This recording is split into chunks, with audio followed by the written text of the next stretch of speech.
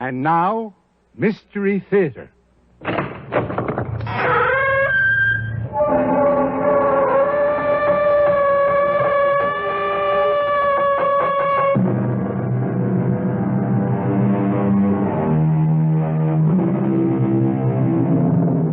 Come in. Welcome. I'm E.G. Marshall. Thus conscience does make cowards of us all. A quote, naturally, and almost as naturally from Shakespeare. On the other hand, like proverbs, quotes tend to contradict themselves. It was Oliver Goldsmith who said, "Conscience is a coward, and those faults it has not strength enough to prevent, it seldom has justice enough to accuse." That contradiction is what this story is all about. What are you doing in that closet? Oh, Aunt Hester, I was just trying to make myself at home. Never poke your nose into anything in this house that isn't your business. I didn't mean to. What's that you have in your hand? It's so queer. All leather and steel and buckles and things. I don't know what it is. Nor is it your business to. While you stay here, don't you ever meddle with anything that doesn't belong to you. That's the first and last thing you have to learn about Malvern Grange.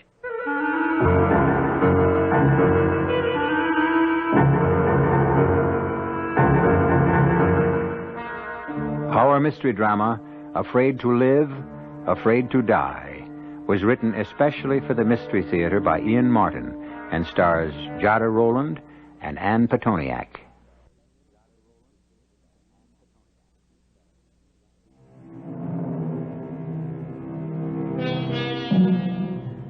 She's an old lady now, and an old friend in my family, and she is a remarkable woman. She's more sedentary than in past years, since she's in her 90s, but she is still slim, and her white hair frames a shrewd and kindly face. She never married, and for most of her years was a baby nurse. Only the last quarter of her life has she taken to being companion to other elderly and lonesome ladies, except for one other time, near the beginning of her life. And this is Ellen Muir's story about that haunting and terrifying experience.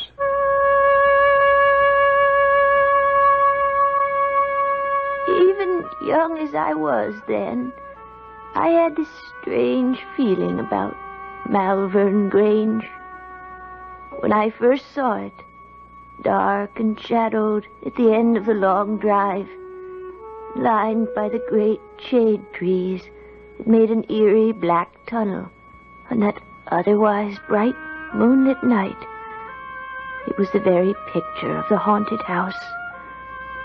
And fat, wheezy old Joe Wellman driving me by trap from the railroad station didn't help me to feel much easier in my mind. Well, hello there, Missy. I reckon you'd be Hester Milgram's niece she's expecting. Yes, sir. Ellen Muir, right? That's me. I'm Joe Wellman. Pleased to meet you. Jack of all trades. Gardener, groom, handyman, and general bodyguard to all them lonesome women out to the Grange. This, all the luggage you got? Yes, sir. Oh, no, I can carry it. Oh, why, bless you, little one. Ain't no weight at all, even for an old geezer like me. Now, come on. I got a horse and trap waiting to drive you off to the Grange. Yes, sir, you sure don't take after Hester. You're a right pretty little thing. What's the matter? Cat got your tongue? Oh, no, sir. I didn't say anything out of line, did I? It wasn't that. I just didn't know what to answer. Ellen, I want you to meet Jenny. She's a filly, just like yourself. Hello, Jenny. Oh, what a soft nose she has. All right, there. Your bag's aboard. It's getting on to twilight, and we'd best be on our way. It's a long drive, so up you go. Did you get anything to eat on the way down the train? Oh, no, sir. Or wasn't it a dining car? Oh, yes, Mr. Wellman, but I didn't have enough money. Well, right beside you on the seat, there's a bag of apples there. Hey, Jenny. I don't want to take your apples. Oh, bless you, little miss. I brought you those from the Golden Lion, where I was having a pint while waiting for the train. So just fire away. Well, that was very kind of you. To tell you the truth, I am powerful hungry. Well, those will keep you going till you get to the Grange. Only don't fill up all the way, 'cause I know your Aunt Hester has tea and a currant cake all waiting for you time you get home. Now, what'd I say wrong? Nothing wrong. Just... Home. That was it, wasn't it, huh? You're homesick. Kind of. I've never been away from home. Not much of a one you're coming to at that. What do you mean? Well, it's a gloomy old place for a bright young lady like you, stuck off in nowheres with a bunch of old clucking hands and her. My aunt's very nice. She came to see us once. Oh, aye, Miss Milgram's all right if you don't cross her. Her heart may be kind enough, but her word is short and her word is law. And don't you ever forget it. You mentioned her. Who is her? Oh, well, no. That's something else again. You've only to watch her and see she's possessed by old Nick himself. She's more than half a ghost. Ghost? A ghost, yes, sir. She's near 100, you know. All wizened up and wrinkled like a witch with long, pointy nails and hands that are all skin and bone. You mean the madam? Madam Litten. Who else? Lord knows how she's lived this long. But the good Lord also knows we all hope and pray she'll live to be 150. Our jobs depend on it. When she goes, we go. And so does Malvern Grange. But there's a grandson. Doesn't he live there? Dr. Litten. Sakes alive, no, he can't abide the place. He lives and practices in the city. Now, here it is dark enough for the moon to be the only light and me scaring the living daylights out of you. I'm sorry. Oh, that's all right, Mr. Wellman. I didn't mean to, Miss Muir. I just wanted to prepare you for your visit. Well, this isn't a visit. I've come here to work. A little thing like you? I'm strong. And I can cook and clean as good as any. And things haven't been so good with my pa. My sister Becky is old enough now to help Ma out with the 6 young ones, and also I had to hire out. And my aunt needed help. That's why I'm here. Well, I see you can talk up well enough when you're of a mind to. Well, mainly when I'm nervous, sort of, and it does sound a bit scary. Well, we won't talk on it anymore. Though I must say, it's a queer household, right enough.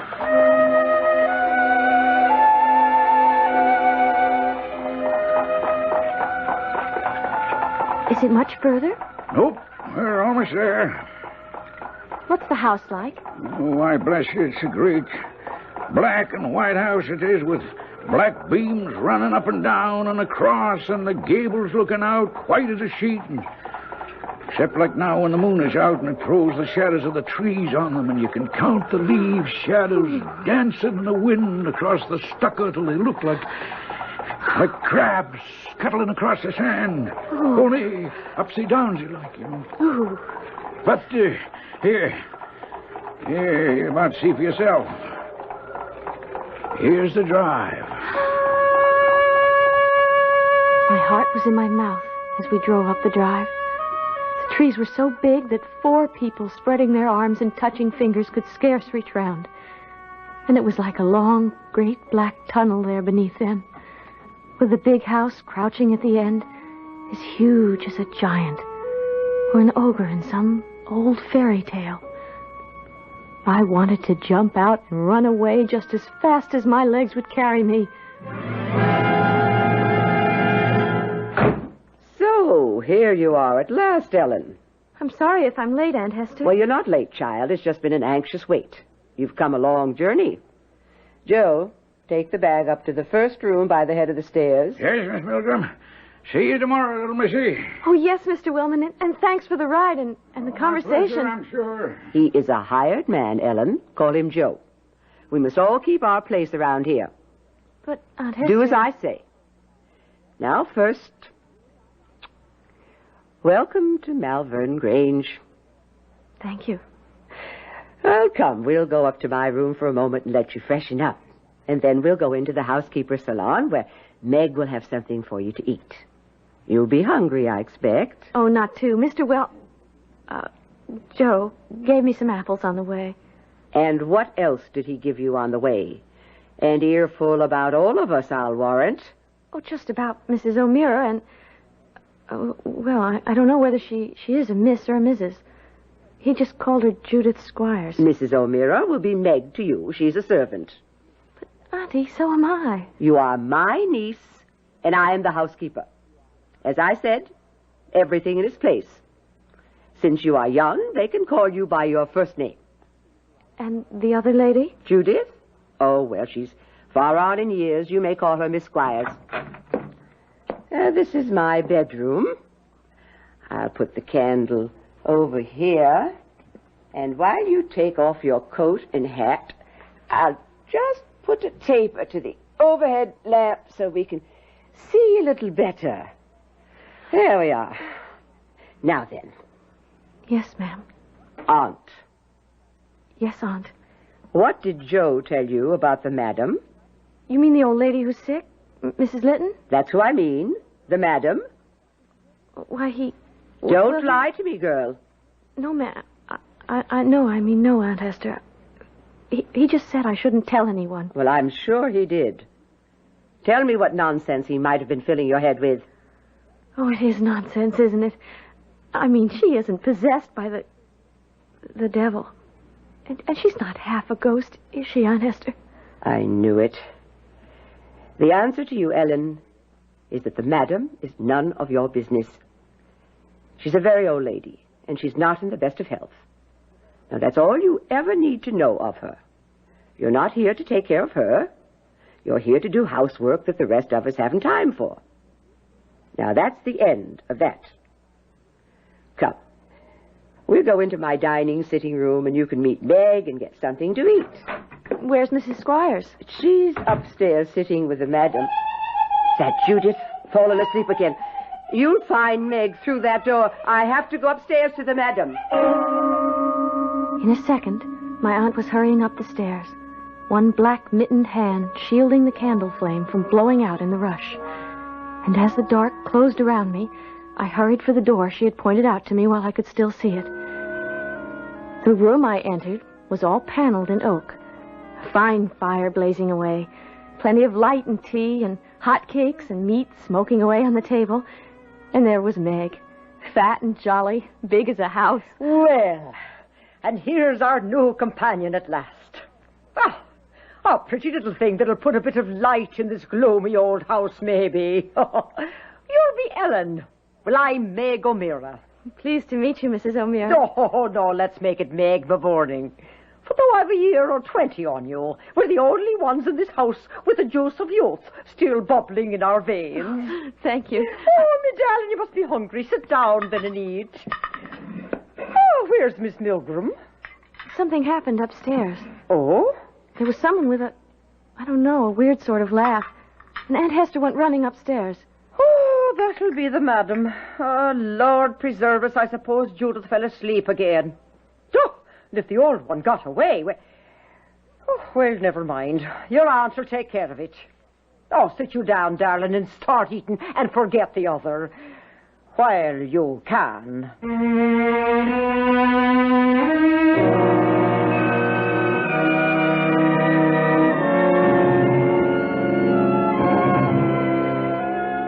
So far, certainly a haunting experience.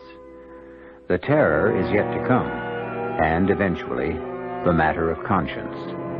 Let us leave poor little Ellen to her delicious meal, for Peg O'Meara's cooking is as good as her heart, and return shortly to that haunting gabled house.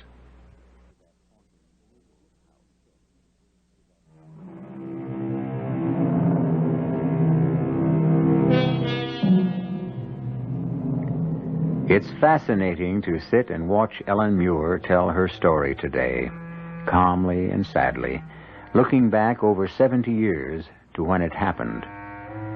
It is easy to understand how vividly she remembers the young girl who lived it, the Ellen Muir who sat in that haunted house, homesick and hungry, and in spite of her jolly companion Meg, still filled with an inescapable premonition of a terror yet to be faced. You'll have some more cake, Ellen, and a spot more tea. Oh, no, thank you, Meg. I'm so full I couldn't even manage another crumb. Oh. Thank you. I wonder what's keeping Aunt Hester so long. Well, I'm thinking it's Judith's getting the tongue lashing this time. She probably fell fast asleep like she's apt to do, and the old madam was up and away. But I thought she was bedridden. Well, no, she is, and she isn't. Days will go by, and she won't open the curtains on that old four-poster she sleeps in. Just stays shut up in there, except for us bringing her meals. But the other days... But the other days what? Well, the other day she's a troublesome old lady, no doubt of that. You have to be sharp watching her, or glory be to Mary, she'll be into the fire or out the window. How old is she? Oh, you wouldn't believe it. 99, her last birthday. And that 8 months gone by. Could I ask another question, Meg? Ask away, what's the harm? 'Tis not to say I'll answer. Is the old lady well in health? Well, no harm in asking that. She's been a bit off for a bit lately. But she's much better this last week. I dare say she'll last out her 100 years or more yet. Here comes your aunt down the hall.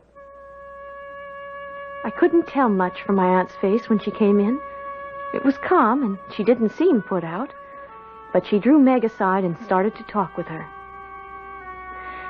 In the warm room with company and good food in my stomach, I felt more at home and started to look about. There were pictures on the wall, and pretty old china things in the cupboard. And there was a door open in the wainscot, and inside a closet. I saw this queer thing hanging up inside. I was just going to look at it when... What are you doing in that closet? Oh, Aunt Hester. I was just trying to make myself at home. Never poke your nose into anything in this house that isn't your business. I didn't mean What's to. that you have in your hand? It's so queer. All leather and steel and buckles and things. I don't know what it is. Nor is it your business to. While you stay here, don't you ever meddle with anything that doesn't belong to you. That's the first and last thing you have to learn about Malvern Grange. Now give it to me. Oh, Mrs. Milgram, the child meant no harm. Well, it's better that she learns to mind her P's and Q's. I don't want any repetitions of... She's my niece, Meg. I want her protected. My aunt took me up to my bed and settled me in for the night. My only instructions were that since my room was next to the madam's, I was to be ready to call if need be, and 6:30 was rising time.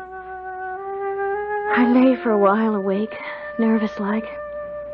I think it was all the tea in me, and the thought of the picture Joe Wellman had given me, the strange old lady next door. Next morning, I slept late, and by the time I got down for breakfast, my aunt and the local doctor were upstairs with the madam, and Meg and I were alone in the kitchen. Oh, there you are, little Ellen. Country fresh scrambled eggs. Now, you eat them all up. You look a bit pale. Did you sleep well? I slept sound enough. I'm ashamed I'm up so late. Well, show you that your aunt's not all pepper and vinegar. She's the one who said you shouldn't be disturbed till you rested up from your trip. Now, eat your eggs. I'll get you some tea. Oh, if you don't mind, I'd rather have milk. Well, and so... You should, me darling, to bring the roses back to those pale little cheeks. You know, you don't look like you slept so well. Well, my room is next to Mrs... Well, you know, the madam. And I thought there was quite a lot of coming and going the way it sounded. Oh, sure, and the old belle dame has been in one of her tantrums from the night before you arrived till today. She takes fits of the sulks, do you see? Sometimes she won't let us dress her, and other times she won't allow us to take the clothes off of her. Oh, and Lord a mercy, Ellen, child, you should see the closet after closet she has full of old-fashioned stuff. And she still likes to wear them? Oh, Lord above us, sometimes we can't get her out of them till the doctor comes. Like today. You mean she goes to bed wearing them? ball dresses, evening clothes, and sometimes even a sable or an ermine stole. Now, what am I telling you this for, love? 'Tis none of your business. She's an old lady, living well past her time, for some reason God only knows. She was a great beauty in her day, so they say, and proud. Will I get to see her ever, do you think? Well, I don't know, darling. Just as well you shouldn't. I would have liked to have seen the old lady. But she might as well have been up in the city for all the clothes I got. I did my cleaning and my needlework. And once or twice a week, the town doctor came in to check the madam. Nights, after my dinner, before the twilight, my aunt made me go out to get some air in the gardens. I was always glad when I came back. The trees were so big, and the place so dark and lonesome. It always made me cry and think of home. Usually I'd go down to the stable and try to find Joe. Sometimes we could talk. It's none of my business, Miss Muir, but why don't you go on back home? This is no place for a nice, fresh little girl like you. My aunt is very kind and Meg is fun. And I told you my pa isn't doing so well. It's important I have my job here. I can't let my ma and pa down. Or my aunt. And it's not so bad here with you and Meg. And Aunt Hester. And as it works out, I seldom see Mrs. Squires, and never the madam herself. Well, that's all to the good so far. But there's something evil lies on this house and this family. I wouldn't want it ever to touch you. I'm not so young as I apparently seem, Joe. I can take care of myself. In spite of all my tremors and silly fears, I meant that when I said it to Joe. My life was very simple, actually. I did the laundry, some cleaning, and sometimes I sat in the great chamber in which the madam slept, the curtains drawn around the bed, tending what for all intents and purposes might have been a corpse. Till one evening, when I was in my own room reading, my aunt was in the next room with the madam, and of a sudden, I could hear them talking. I pricked up my ears, but it was nothing but a mumble, till I stole ever so quiet to my own door, and opened it a crack to listen. Then I could hear the old lady speak at last. A queer, high voice, like a bird. I don't know how to describe it. But for all it cracked and trembled, it was clear enough. I'm not going to die. Never going to die. He can't have me. I won't let him. Oh, don't let the devil have me.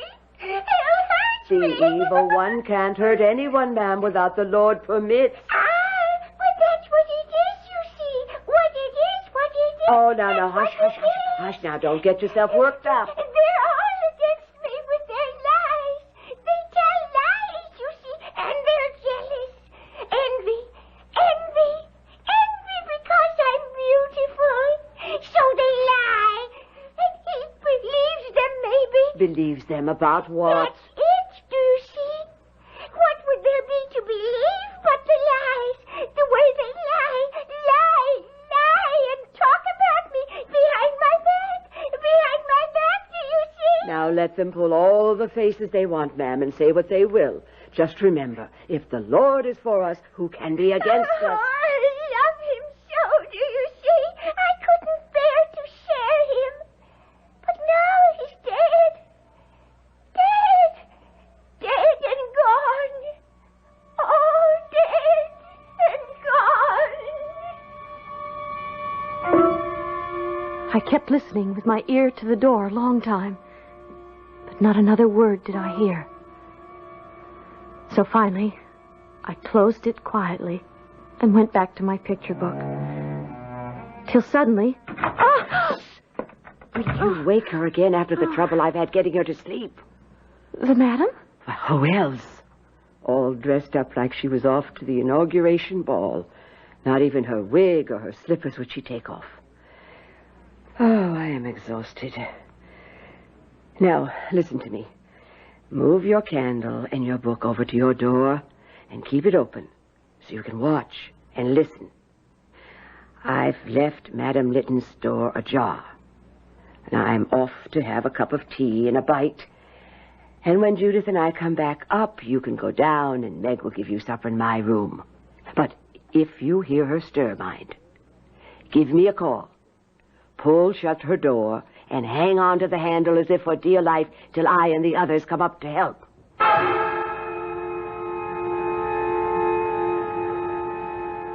I sat there, trying to keep my eyes on the book, but they kept being drawn down the shadowed hall to the other door.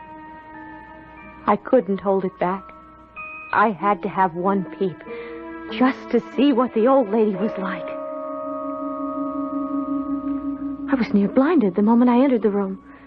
I'd never been in it after dark before, and it was ablaze with 22 wax candles.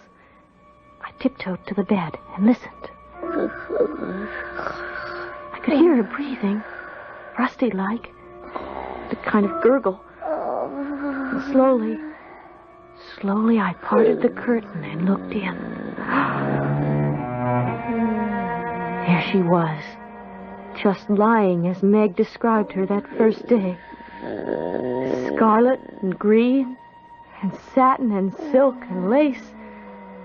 A big powdered wig, heels as tall as my hand, and as sharp as her big crooked nose and her long, pointy nails. Half of the whites of her eyes were open. Her throat rattled as she breathed. I was frozen stiff with fright. And before I knew it, she opened her eyes and sat up, spun around and dropped her shoes to the ground with a clack. She stood up, pointing at me with a finger, like a corpse come to life. You young imp! You devil's brat! Why did you say it to my face? Say what, madam? Why did you say I killed the boy? What boy? You know. Tell me or I'll shake the life out of you. I'll rake you with my nails till the blood runs. I'll spoil your beauty. No. Oh, stop backing away. I have you in a corner. Now tell me, why did you say I killed the boy? I never said... You lied! You lied! I'll tear you apart till you confess. No. Tear you apart with my hand. No.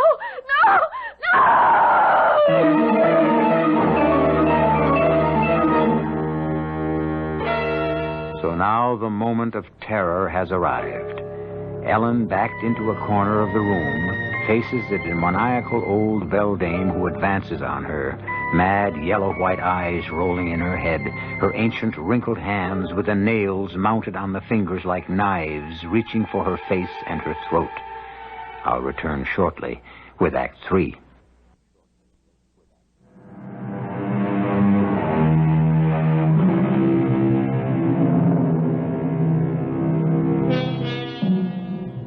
A story in 3 stages. First, haunting. Second, replete with terror. Both of these shall continue. But last, and far from least, the matter of conscience. The complex of ethical and moral principles which controls or inhibits the actions and thoughts of an individual. We begin now, certainly, with Ellen's conscience, which was bothering her quite as much as her memory of terror, now that she was safely down in the sitting room with Meg, while Mrs. Squires and her aunt were upstairs greeting the madam. Now drink your tea, Ellen. I put a wee drop of brandy in it to calm you down, dear. Oh, I'm really all right now, Meg. I just lost my head a little. It wasn't that I couldn't have handled her physically. It was just... I was so scared. Oh, sure. Sure, she's enough to scare the devil when she gets into one of her fits. I'm sorry I wasn't strong enough to fight away being curious. Well, this time curiosity didn't kill the cat. And I'm a mite curious myself for all that. About what? Would you say those words again the old lady said to you? Oh, she said, "Why do you say I killed the boy?"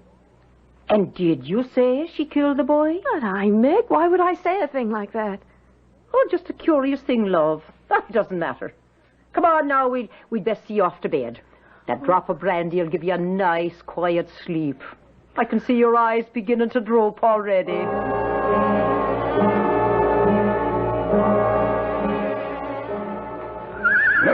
There, Jenny, my love.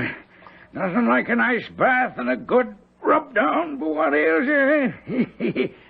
Oh, hello there, little missy. Haven't seen you since all the excitement a day or so gone. How are you, Miss Muir? Oh, Joe, when we're alone, can it be just Ellen? Oh, I don't know. Might get me in trouble with Miss Milgram. That'd make two of us. Well, she'll come around. She's a good woman at heart, and she knows there isn't a single solitary person in the world without a bump of curiosity. Yes, I know Aunt Hester's only strict and not unkind. The trouble is... Trouble's what? The trouble is I'm still suffering from that bump. Curiosity, eh? Uh-huh. What boy? Well, that's an old story, Missy. But if you want to hear it, I'll tell it as sure as I can. Now, mind, this is only second-hand from my father, who was groom here before me, and it's 70 years ago. You don't have to tell me if you don't want to, Joe. Ellen, what's the point not? Maybe it'll help you feel better, and that's all the reward I'd want. The madam, Mrs. Litten, oh, she was a great beauty in her day, tell me. But when she married the owner of Malvern Grange, he was a widder, and he had a son about 9 years old. Is that the boy she was talking about? Well, I suppose. Well, why would she think she killed him? Oh, that was a terrible tragedy, little Miss Ellen. The boy, from what I hear, was a fine young man, full of energy and daring. There are those who say he was allowed too much liberty because one day he just plain disappeared. And the hide and the hair of him was seen from that day forward, save only his hat found by the lake under a hawthorn bush. But where do they think he went? What happened to him? Well, his little boat was missing, so he must have drowned. Oh, how awful. My pa said that Mr. Litten bore up under it, but the madam went to pieces for a long while. But she must have had children then, if... Oh, yes. After she got over the loss, she had a boy, Mr. Stanley, that was, who was the father of Dr. Edmund. Mr. Stanley died a few years ago, so the estate now belongs to Dr. Edmund, the old lady's grandson. To spend all those years worrying about something she couldn't help. And now to have it all back up at the end. Huh? Oh, what are you talking about, Ellen? Oh, I was just thinking. I know it's a good thing we all have a conscience, but it can be a terrible thing, too. Poor Madame Litten. Must be just as conscience-stricken at what she might have done as I am at what I shouldn't have. What's that? She probably blames herself for not watching the little boy more closely.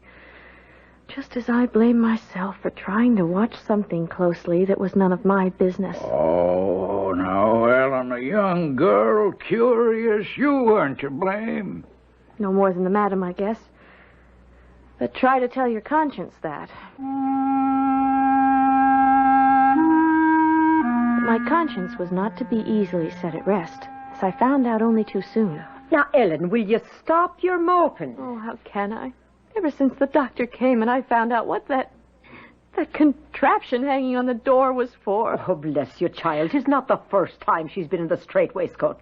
She's been in it many a time when she became violent. But does she have to be shut up in it? Well, the doctor's afraid she'll take another fit of madness as she's done before.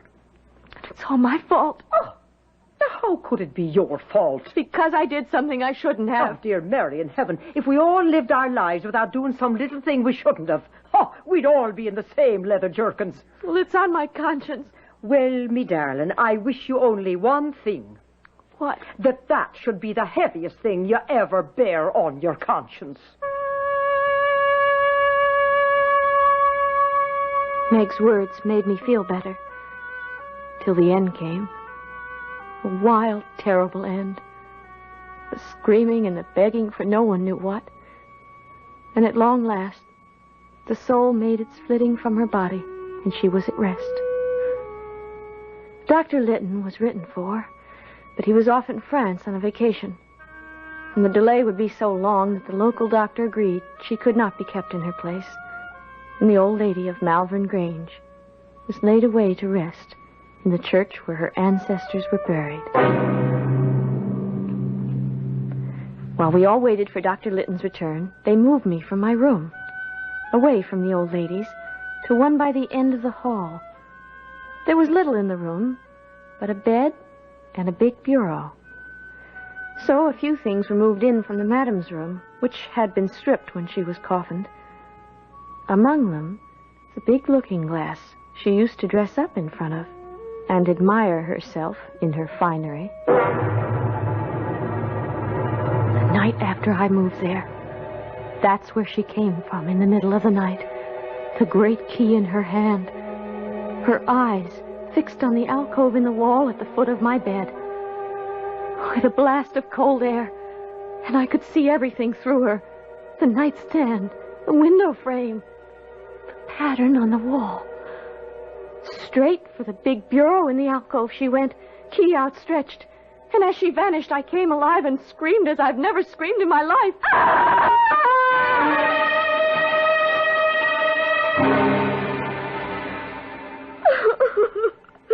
All right, Ellen, all right. It's all right now. I'm sorry, Aunt Esther. Oh, maybe it was a dream. But Now, just tell me. Had the appearance that you saw a key in its hand? Yes. Was it like this one? Why, that's it. The very image. Are you sure? Sure. Well, that'll do, child. You sleep here with me tonight. And the doctor will be here by noon tomorrow. I'm sorry for what I've put you through.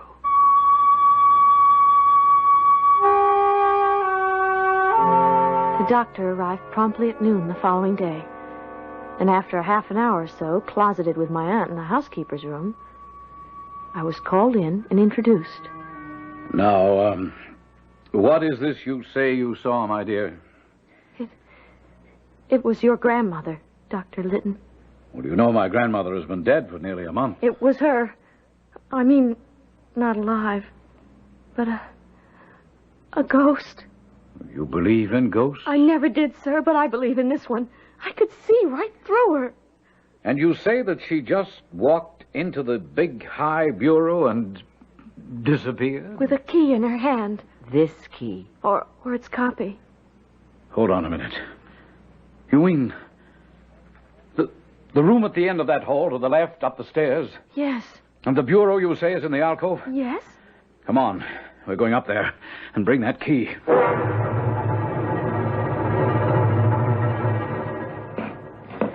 All right, now, ladies, if you'll assist me. And don't try to lift, just slide it. You ready? There. Oh, easy. Easy. That's far enough. Now. What is it, Dr. Litten? When I was a boy, 25 years ago, an old servant we had told me there used to be a door here. By heaven, there it is. The plate and jewels used to be kept here before the big pantry was built. Give me that key.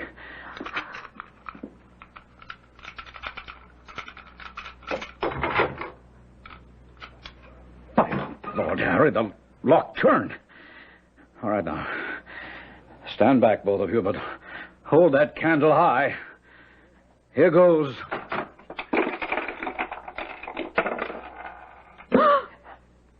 Oh, good Lord. What fell from the door as it opened was a small skeleton, its hands resting on the inside of the door, as if in a last plea for mercy. And as it fell to the floor, it all crumbled to dust, save for the small skull, which bounced and then rolled to my aunt's feet. That's all that was left, from what had been shut up there all those years. Except some jet buttons and a small green hafted knife. The boy. He wasn't drowned. He was shut up here to die. Oh, no. My grandmother couldn't have... It's a rich family. She wanted it all for her own child. I damn myself for every minute of service I gave her. You can't be sure. When the boy disappeared, he was wearing a velvet suit with black jet buttons. You see? And his favorite possession was a green hafted knife. A knife from his father. But I And the key. The key Ellen saw the ghost carry, I found at the bottom of your grandmother's chest, beneath her wigs and gloves and jewels and silks and satins, under which she tried to hide her guilt. Well, it served her little at the last. She's where she feared she'd be in the end. With the black devil in the deeps of hell, where she belongs.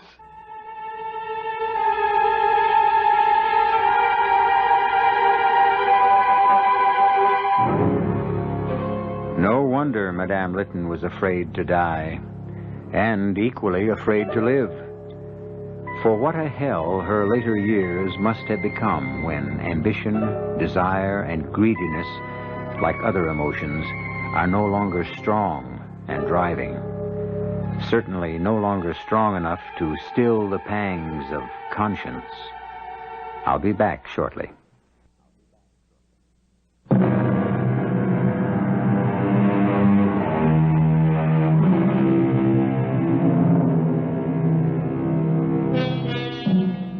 I find it hard nowadays to pass any neglected object by the water's edge without having to repress a shudder. A beer can, a pair of sunglasses, a sneaker, a child's pail, or most of all, a hat. For the moment I spot the object, I don't see it, but a poor little boy shut up to die in a sealed safe, where neither his cries nor his wild thumpings on the door or his prayers, if he knew how to say them, could be heard. Our cast included Jada Rowland, Ann Petoniak, Joan Shea, and Ian Martin. The entire production was under the direction of Himan Brown.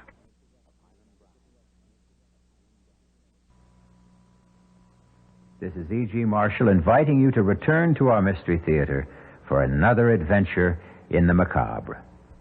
Until next time, pleasant dreams.